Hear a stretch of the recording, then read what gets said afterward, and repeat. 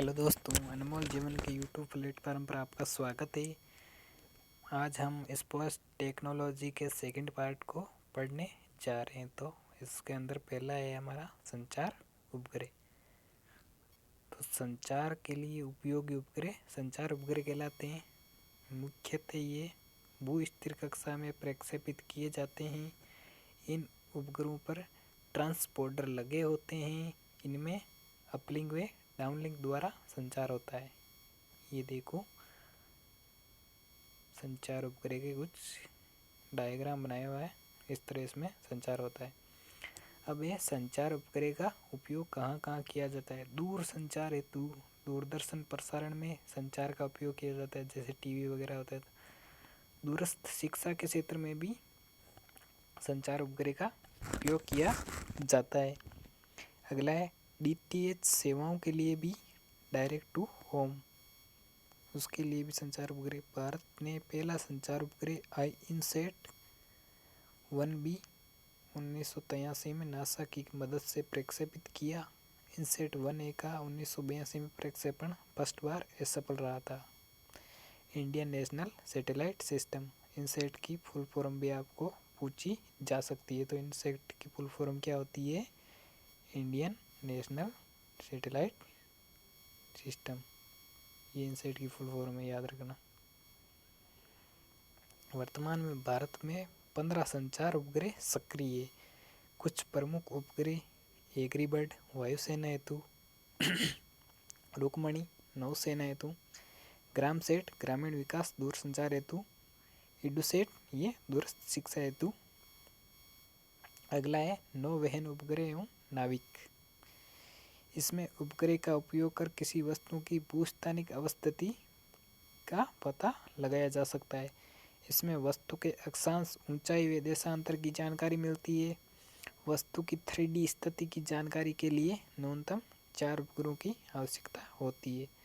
पूरी पृथ्वी पर नौवहन के लिए 24 उपग्रहों की आवश्यकता होती है। ये देखो, कुछ इस प्रकार है।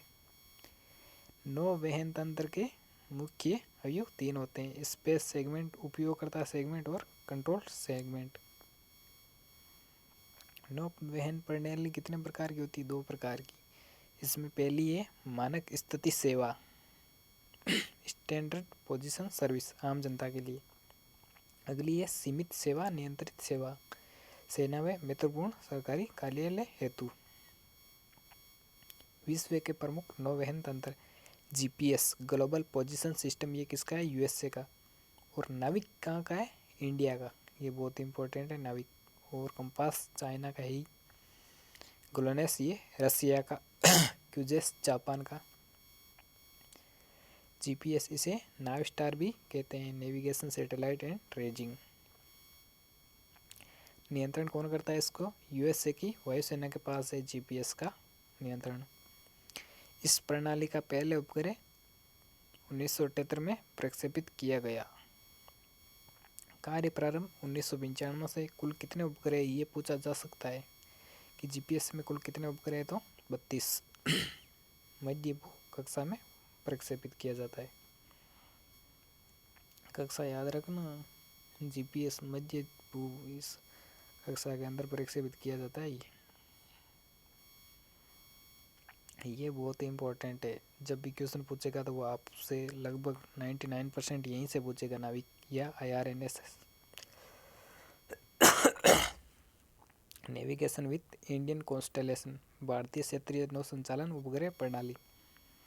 भारत की सीमा से 1500 किलोमीटर की दूरी में नौवहन सुविधा उपलब्ध कराता है।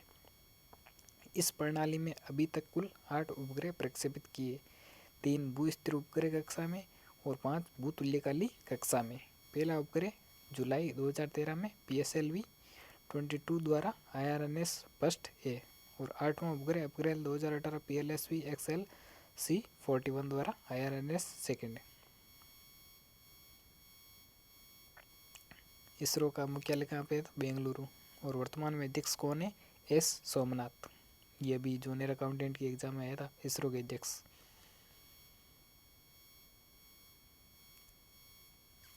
पहली बार स्वदेशी परमाणु घड़ी लगाई गई।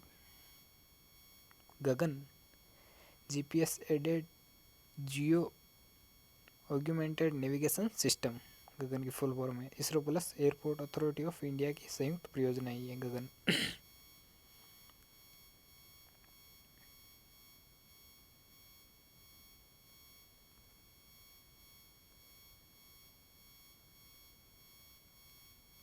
भारत चौथा देश है उपग्रह आधारित प्रणाली में।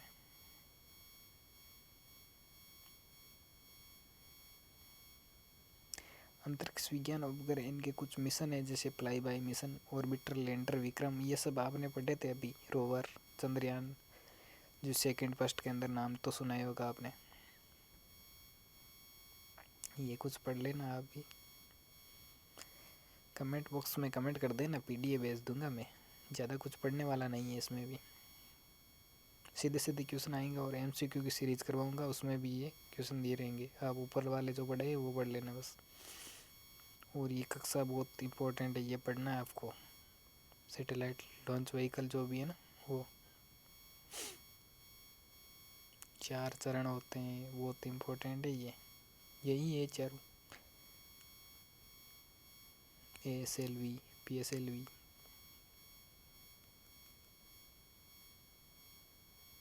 GSLV, चतुर्थ पीढ़ी का प्रक्षेपण यान है GSLV।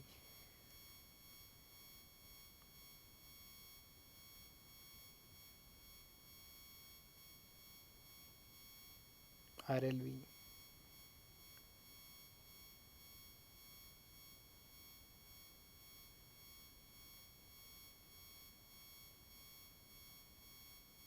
SSLV, इसे बेबी रिकॉर्ड भी कहा जाता है। किसको बोलते हैं बेबी रिकॉर्ड रॉकेट? तो SSLV को।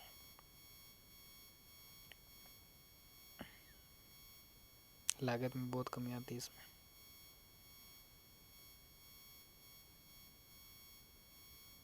नासा की फुल फॉर्म पूछता है, national aeronautics and space administration.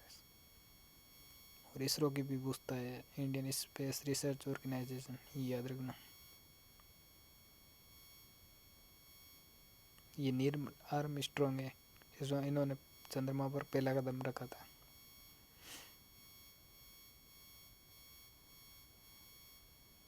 प्रथम अध्यक्ष कौन थे अंतरिक्ष होमी? जहांगीर बाबा। और सेकंड विक्रम साराभाई।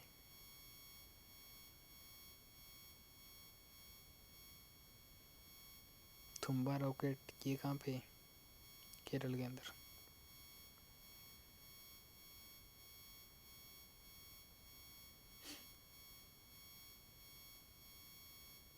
भारत का पहला INSAT-1 है जो 1982 में नासा की सहायता से प्रक्षेपित किया जाता, वो असफल रहा था।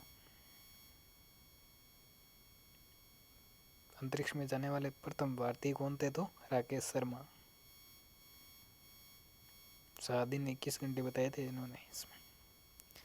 हाँ, ये याद रखना कितने सफल हुए कितने असफल हुए प्रक्षेपण।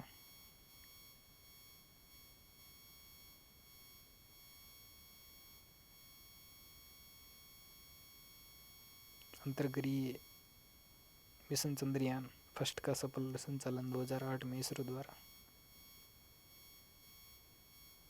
2013 में मंगलयान का सफल परीक्षण। 2019 में चंद्रयान 2 प्रक्षेपित किया गया।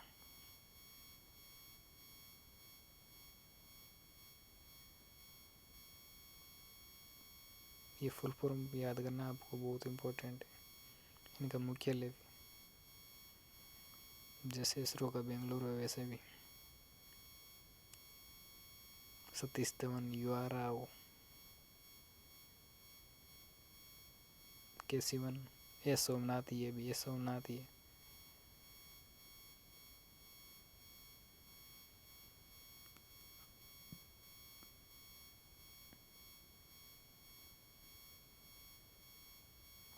चंद्रयान फर्स्ट 22 अक्टूबर 2008 को श्री हरिकोटा आंध्र प्रदेश से छोड़ा गया था।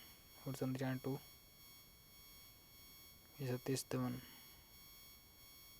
इसको भी वहीं से। चंद्रयान की और एक अलग से क्लास आ जाएगी आपके लिए EGA में।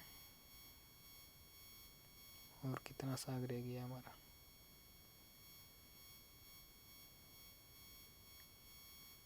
गगनयान। ये बहुत अच्छी पीडीएफ है दोस्तों। कमेंट बॉक्स में कमेंट कर देना, जिसको चाहिए भेज दूंगा। बस हो गया, स्पेस टेक्नोलॉजी खत्म। थैंक यू दोस्तों, वीडियो अच्छा लगा लाइक सब्सक्राइब दोस्तों शेयर जरूर करना।